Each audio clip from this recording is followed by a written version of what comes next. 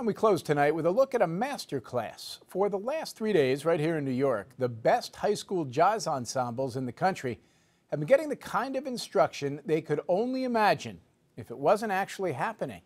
But it was the instructor himself who may have been benefiting most of all. The competition is called Essentially Ellington. Strictly speaking, there's only one winner.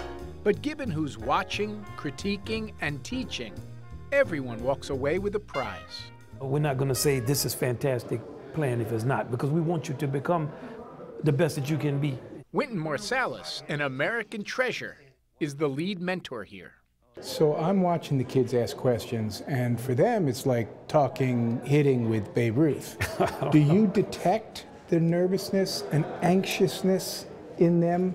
Maybe for some in the beginning, but I mean, they've done a lot to earn the right to be here. You know, 2,700 bands this year are participating in this competition. This is the top 15. The bass band. For 3 days, Marsalis and other top jazz artists conduct intensive classes for the next generation, as well as record one student composer's work. This year, it's a piece by Jim Axelrod, a high school senior from Roseville, California, who couldn't fly to New York because of a collapsed lung. But when you're a jazz musician and can spend 3 days with Wynton Marsalis, you hop a train. So you're looking at them record this, and it must have been almost like an out-of-body experience for you, right? It's kind of weird hearing your music being played. Especially by this group.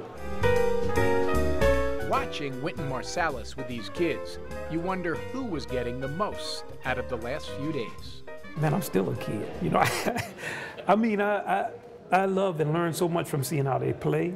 For him, it's a way to reconnect with a certain undiluted passion of youth. As we get older, some of that purity of passion gets squeezed out of us. You hitting it. You know, you get older, you become jaded.